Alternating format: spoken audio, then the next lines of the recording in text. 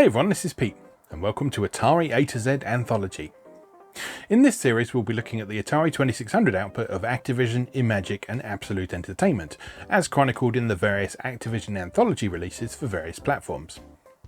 As much as I like those collections though, emulation has come a long way in terms of accuracy since they were released, and as such we'll be looking at the games using the most up-to-date emulators, and foregoing some of Activision Anthology's more gimmicky features such as the special projection modes it was possible to play the games in. The focus here is very much on the games themselves, because back in the heyday of the Atari 2600, an Activision, Imagic or Absolute Entertainment badge was almost always a guarantee of a quality release. Almost always, anyway. Today's game is Boxing, the 1980 release from Activision, developed by Bob Whitehead as one of the first titles released by the company. The game is based on an unreleased arcade game by Atari, known simply as Boxer. This was developed by Mike Olber and were originally set for release in 1978, but it never made it to market. Boxing wouldn't be the last time that Activision cloned an Atari arcade game for a 2600 release either. Dragster, which came out the same year, was also a home console take on an Atari arcade title, in this case Drag Race, which coincidentally was also written by Mike Olber. More on that another time though. The arcade game Boxer was designed out of a desire to create a more physical experience with arcade games. Olber recalled in a 2017 interview with Atari Compendium that his colleague Jerry Lichak came up with the original control scheme, which was rather unusual. Picture the sort of control an RC model might have, he explained, with a twist knob atop a standard analog joystick. Now imagine the knob being a pair of handles you could grip at the ends of a 6-inch or so bar, and that bar atop a shaft that moved in X and Y, 3 axes. You moved your Boxer with the X and Y position and punched by rotating those handles. Olber noted that the hardware underwent a few revisions due to how this control scheme could be easily broken by someone playing a little bit too enthusiastically, mainly by removing some of the physical components and attempting to tweak the software aspect to ensure it retains some degree of fun despite the reduced physical components. After 14 revisions, the latter of which Olber recalls Atari legend Ed Logg took a crack at, it appears the project was abandoned. Since Whitehead's Boxing game was by necessity much simpler in terms of control scheme than its unreleased coin-operated inspiration, a lot of the hard work was done by software. All a player had to do to throw a punch in Boxing was press the red button on the Atari controller, and the game would carry out an appropriate move based on the context. Players would then score points according to whether they landed a long punch from a distance or a close range punch, known in the game as a power punch. Like many other sports games from the period, Boxing didn't attempt to incorporate all of the rules and regulations of the real-life sport, partly due to the 2600 not having the capacity to deal with that much mechanical complexity, and partly out of the desire to simply make a fun video game. To that end, a game of Boxing can be won either by scoring 100 points, which is deemed a knockout, or by having the highest score after the time limit has elapsed. Unlike Atari's own games, which habitually rely on an unseen time limit of 2 minutes and 16 seconds, because that supposedly is the optimal amount of time to have a reasonable amount of fun, Boxing features an on-screen timer with the somewhat rounder figure of 2 minutes. Writing in the December 1980 edition of Video Magazine's Arcade Alley column, Bill Kunkel and Frank Laney praised Activision's pioneering role as the first third-party developer, or independent software source as they were known then, and noted that not only will competitive pressures ensure products of high quality, but the increased number of suppliers will give the home arcade owner the chance to select from literally hundreds of programs instead of just a handful. How little they knew of the disastrous deluge that was to come over the course of the next 3 years. Kunkel and Laney were particularly taken with Activision's approach to instruction manuals, which, in stark contrast to Atari's notorious approach at the time, credited the designer of the game and tended to feature a page of commentary directly from them. Players not only get a feel for the men who make the software, wrote Kunkel and Laney, but also get an opportunity to learn about the rationale behind the various elements that comprise a game. Sometimes knowing the designer's intentions can help guide you toward winning strategies that might not otherwise be immediately apparent. Kunkel and Laney also praised Boxing as evidence that Activision were willing to strike out boldly in new directions, and noted that the game's control scheme prevented Boxing from becoming needlessly complex through its use of contextual commands. Although simple by modern standards, Boxing was certainly well received on its original release. So how well does it really hold up today? Let's find out. Let's go play Boxing. Okay, we're going to kick off with a look at the manual, as we have done with the last couple of games on this series. So here we are with Activision boxing instructions. That very vivid cover art there, depicting actually what the game looks like, and the iconic Activision rainbow as well. Most people have fun with Activision video game cartridges as soon as they plug them in and start playing, so go ahead, use your joystick controllers. And when you're ready to learn a few boxing tricks, read these simple instructions. Okay, shake hands and come out swinging. Alright, on to the next page. Boxing basics. Hook up your video game system, blah blah blah blah blah. Game select switch, you against the Activision computer, who is in the black. Or game 2 is you against another player. Use the left joystick controller for the boxer in white and to play against the computer. Hold the joystick controller with the red button at the upper left, because apparently at this point people still didn't know which way round to hold a joystick. You can choose your difficulty or handicap for each player on the computer with the difficulty switches. So A for advanced is slow down a bit, and B is normal speed. And press game reset to start each 2-minute round. Your scoring, long jabs are 1 point each and close power punches are 2 points each. 100 points is KO, best score at the end of the match is the winner. Special features of boxing by Activision. When you get near enough to your opponent to throw a punch, press the red button. Each punch moves your opponent slightly back and away from the punch. If you move into the ropes, you can't easily duck the next punch and you can set up a real scoring barrage. But don't get caught on the ropes yourself. Watch your distance. If you move in too close, the computer gets tougher. But if you're too far away, you can't land scoring punches.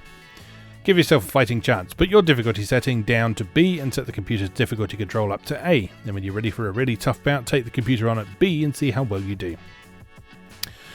So here's the usual page of tips directly from the creator of the game. So tips straight from Bob Whitehead in this case. Bob Whitehead, a senior member of Activision's design team, began designing games for the Atari system in 1977 and worked on numerous well-known game titles. He's busily at work on new games for Activision. I wanted boxing to be fun to play the first time you try it, but I designed some little tricks into the game that will make it more challenging the more you play.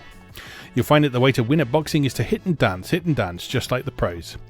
Draw off your opponent's jabs by making him punch while you're dancing away from him. His jab gives you an opening to move in and score, then dance away fast to stay in charge. When you're sparring with the computer, you'll do best by throwing long jabs, moving in for an occasional power punch, then dancing quickly out of his reach. And watch out, when he gets behind, he gets better. But hang in there if you get behind. After the first minute of each 2-minute bout, the computer gets a little tired and his reactions slow down. Come on strong at the end of the round, you might still catch him. By the way, I shortened the rounds to 2 minutes because, well, you'll see why when you've gone a couple of rounds.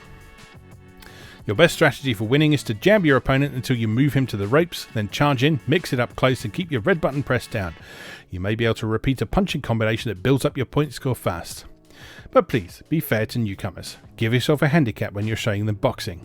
We don't want you to lose your friends. If you have any comments about boxing, or if you think you'd like to enter a tournament sometime, drop me a letter at Activision and an address they're probably not at anymore. So there you go. And here's the other games that Activision released as part of their launch lineup, for want of a better word. There's Dragster, Checkers and Fishing Derby, all of which we will cover in the coming weeks. So it just remains for us to go and play boxing now. So I'll be right back. Alright, here we are with boxing. So, as we saw in the manual, you can switch between game 1 and game 2, depending on whether you want 1 or 2 players. Then you just hit the game reset switch to begin the game. So I am the white player, and the computer is the black player. So in order to score a point, you've got to land a clean hit on their head, basically. If you're having trouble picturing what on earth is going on here, what we're essentially doing is seeing 2 boxes from directly above here. So you can see their arms sticking out the sides, and their head in the middle with their nose poking out in the middle. So it's a little abstract to begin with, but it does make sense and it works well for what he's trying to do. Let's get him on the ropes. Get him on the ropes. Oh, he's catching up. None of that. And you'll see that the controls are contextual. So depending on where you are in relation to your opponent's head, when you press the fire button, your boxer will throw an appropriate punch from their side that is closest to the opponent's head. Oh dear, getting caught on the ropes there, we don't want that.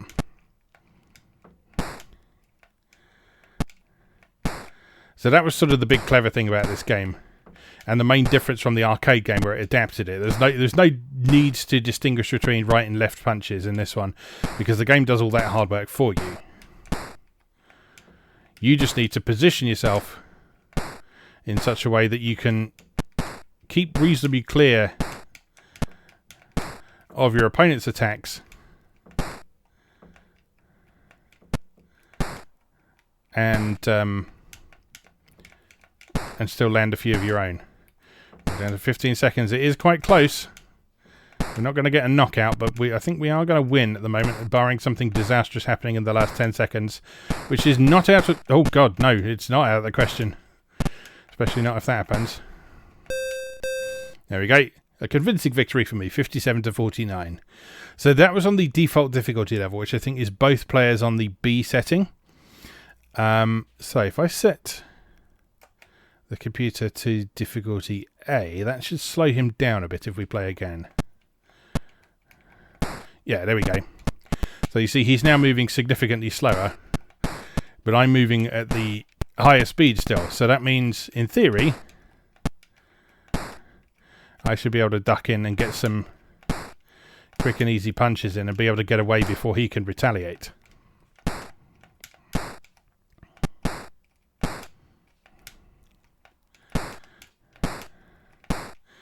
The funny thing about this, for those of you who are unfamiliar with the Atari 2600, is that there's no on-screen feedback for the difficulty switch settings, because it was assumed that you just look at the console and see what setting the switches were at yourself. So that tends to mean that in emulators, like we're using here, there's no immediately obvious effect on what appears on screen based on the difficulty switch settings. All you can tell is from the actual speed that the computer player is moving at.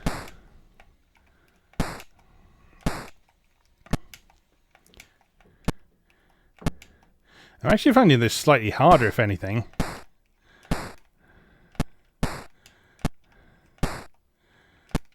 Although I think the score is getting a bit further apart now. Now I'm sort of getting a feel for the pace of getting a nice punch in and then darting away from him.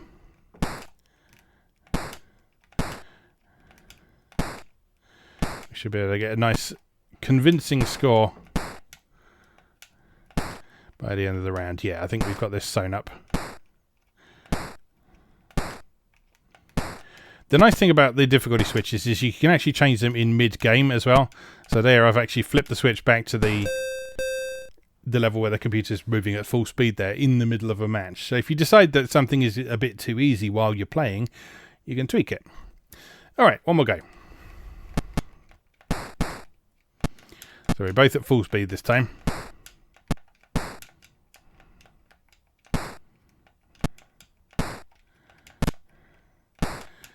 So this is obviously an incredibly simple game. And very primitive by modern standards of both boxing simulations and fighting games in general.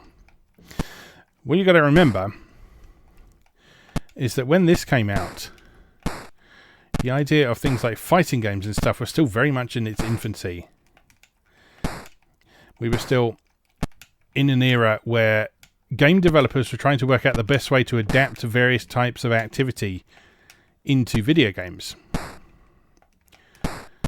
And so we hadn't settled on how the best way to represent a sport or fighting was in a video game. And the fighting game is quite interesting because it went through several sort of iterations before it finally settled on the health bars and best of 3 format that we tend to see in most fighting games today. So we had points-based games like this, where it was just purely based on how many attacks you landed on your opponent within a time limit. Then there were also ones that used scoring systems similar to in real-life martial arts tournaments.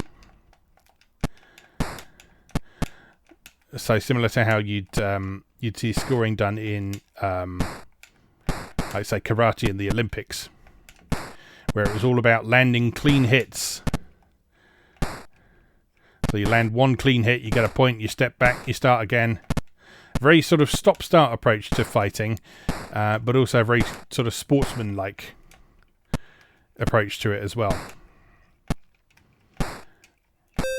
And then a little later we settled on the energy bars format. Okay, let's have just one more try at this, because there's really not a lot more to say about the actual gameplay of this. You've seen pretty much everything this game does at this point. And as with most sort of competitive games of this type, this is a game that is much more fun in 2-player. But there's some fun to be had in sparring against a computer. Particularly in learning how to sort of take risks and get those 2-point power punches in there if you can, because those are actually quite tricky to land. Because you've very much got to put yourself in the path of the computer player's attacks to do that.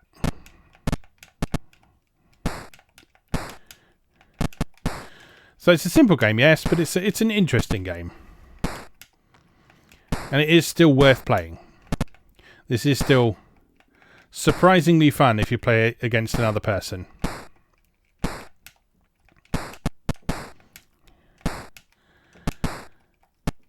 And the nice thing about it is it's a lot simpler than your average fighting game that you have today, because you've only got one button to worry about. Everything is contextual. The rules are simple and clear.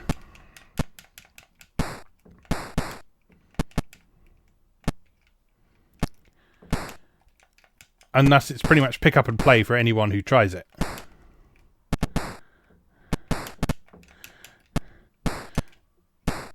Compare and contrast with even Street Fighter these days. Street Fighter 6 has made some good advances in sort of accessibility and so on, but it's still quite a complex game to understand with its sort of special mechanics and so on. Whereas this, you point, you punch. Oh, come on, get in there. Get in there. Nice. Series of straight victories for me there.